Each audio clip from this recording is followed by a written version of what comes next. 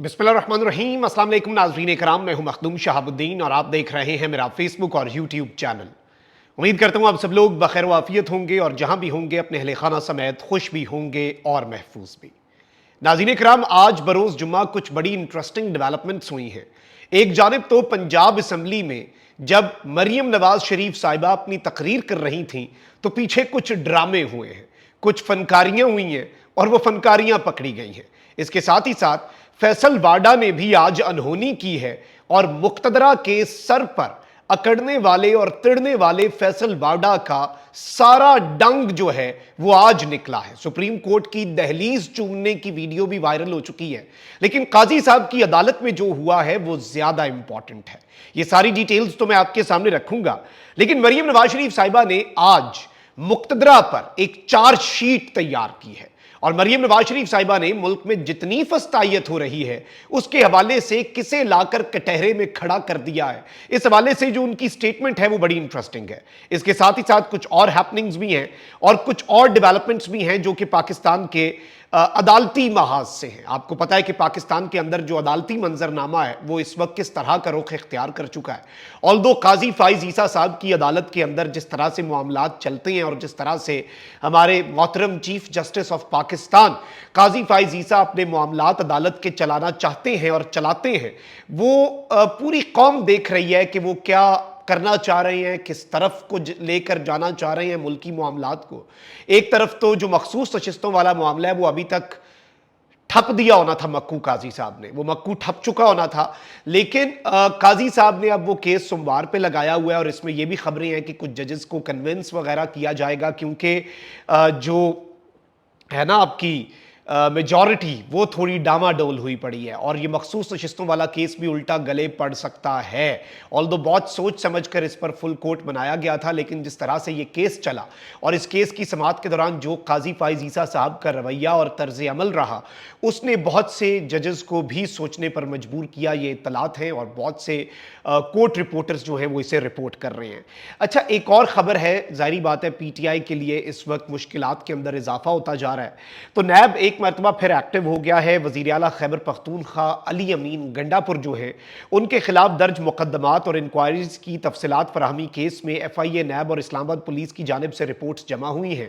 नैब के मुताबिक अली अमीन गंडापुर के खिलाफ नैब खैबर पख्तूनख्वा में आमदन से जायद असासाजात, इख्तियारात का नाजायज इस्तेमाल और सरकारी फंड्स में खुर्द बुर्द से मुतल्लिक 3 इंक्वायरियां चल रही हैं।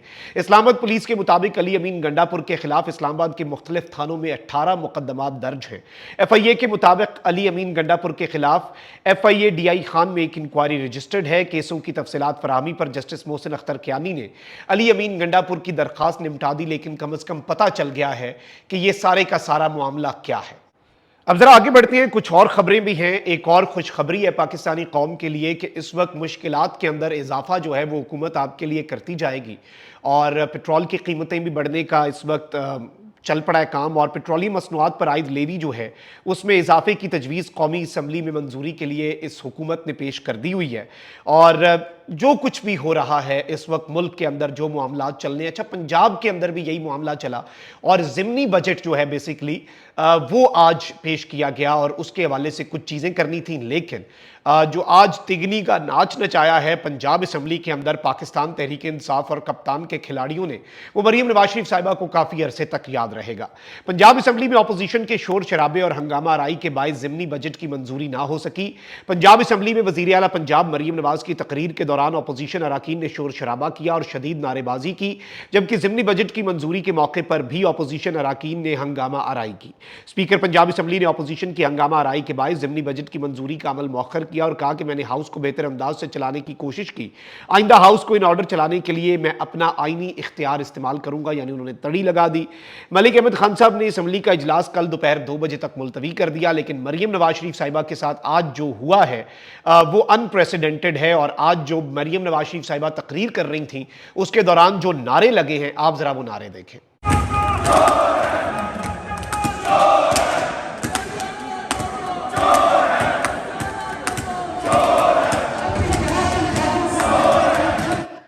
जी नाज़रीन इकराम, आपने देखा कि जब मरियम नवाज शरीफ साहिबा तकरीर कर रही थी उस टाइम पे ये नारे लग रहे थे कि मरियम के पापा चोर हैं।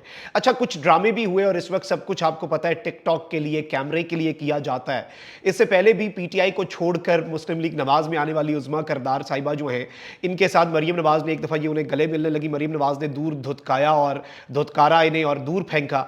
अब मरियम नवाज शरीफ साहिबा के पीछे वाली सीट बड़ी इंपॉर्टेंट है क्योंकि टीवी पे आना है वो हिना परवेज़ भट्ट जो कि कनीज़े खास हैं और पुराना इस ओहदे के ऊपर मरियम नवाज शरीफ साहिबा जो हैं वो फाइज हैं। तो मरियम नवाज शरीफ साहिबा जो हैं उनके पीछे जब हिना परवेज़ भट्ट साहिबा की सीट के ऊपर उज़्मा साहिबा बैठी, तो जब हिना साहिबा वापस आई तो पीछे एक और तमाशा चल रहा था। यानी एक तरफ मरियम नवाज शरीफ साहिबा तकरीर कर रही हैं, वहीं दूसरी जानिब अपोजिशन जो है वो मरियम के पापा चोर है के नारे लगा रहे हैं और अपने इनके लोग क्या कर रहे हैं, जवाब देने के बजाय वो सीट के लिए लड़ रहे हैं ताकि मरियम का कुर्ब हासिल हो सके और कनीज़े खास का जो स्टेटस है वो बहाल रह सके। आप जरा ये क्लिप देखें। मौजूद नहीं है, मैं स्पेशल इंसेंटिव ला रही हूँ उन इलाकों में डॉक्टर्स को भेजने के लिए जहां पर डॉक्टर्स की ना मौजूदगी की वजह से या डॉक्टर्स की एब्सेंस की वजह से मरीजों को मुश्किलात होती हैं। तो हम वो इंसेंटिव ला रहे हैं जो दूर अफ्तादा इलाकों में। जी तो नाज़रीन इकराम, आपने ये देखा तो ये तो चले इनका हाल था, लेकिन आज मरियम नवाज शरीफ साहिबा ने ना, मुझे ये लगता है कि एस्टैब्लिशमेंट पर एक सर्जिकल स्ट्राइक की है। मरियम नवाज शरीफ साहिबा ने कहा है कि जी हम तो इंतकाम पर यकीन नहीं रखते। नवाज शरीफ साहब ने तो ये कहा था कि इमरान खान ने कहा कि मेरा एक एसी जो है जो नवाज शरीफ साहब के जेल में लगा हुआ था वो मैं उतरवाऊंगा। तो मरियम साहिबा ये कह रही हैं कि नवाज शरीफ ने तो ये ऑफर की कि एक के बजाय 2 एसी लगवा देते हैं इमरान खान को, सुकून से रहें। और फिर मरियम नवाज शरीफ साहिबा ने यह कहा कि मैं गारंटी देती हूँ और हल्फ देती हूँ कि पंजाब के अंदर जो कुछ भी हो रहा है, कोई भी नवाज शरीफ या उसकी बेटी की तरफ से ऐसा हुक्म जारी नहीं हुआ कि फलाने हमारे सियासी मुखालिफ के साथ ये कर दें, फलाने के साथ ये कर दें।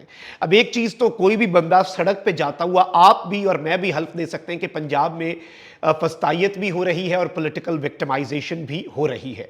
लेकिन मरियम नवाज शरीफ साहिबा का ये हल्फ जो है ये इस जानिब इशारा है कि ये सब कुछ हम नहीं करवा रहे, बल्कि ये सब कुछ पाकिस्तान की मुक्तदरा करवा रही है। ये सब कुछ इनडायरेक्टली उन्होंने ये कहा ना, देखिए अगर आप नहीं करवा रहे, जो कि हो रहा है, मुझे साफ नजर आ रहा है कि ये चीज इधर से उठा के उधर रख दी, मैं कहूं मैं नहीं कर रहा तो फिर जो दूसरा बंदा है वो कर रहा है। तो मरियम नवाज शरीफ साहिबा ने आज असम्बली के फ्लोर के ऊपर खड़े होकर जो ये बात कर दी है, आई पर्सनली थिंक कि ये मुक्तदरा के ऊपर, ताकतवर हल्कों के ऊपर एक चार्जशीट है जनाब नवाज शरीफ साहब की बेटी की तरफ से कि जी ये सारे मामलात चल रहे हैं और हम कुछ नहीं कर रहे। हम तो हल्फ देते हैं, हम गारंटी देते हैं कि नवाज शरीफ और उसकी बेटी ने आज तक पंजाब के अंदर किसी सियासी मुखालिफ के लिए कुछ नहीं किया। ऑल्दो हकीकत हमें भी पता है मिली भगत है और बहुत से काम आपने उनकी आड़ में खुद भी किए हैं, लेकिन ये मरियम नवाज शरीफ साहिबा ने आज सारे का सारा मलबा जो है फस्तायत का उठा के मुक्तदरा के ऊपर डाल दिया और पाकिस्तान की जो मुक्तदरा है उसे मोहतरमा मरियम नवाज शरीफ साहिबा जो है उन्होंने कटहरे में लाकर खड़ा कर दिया है।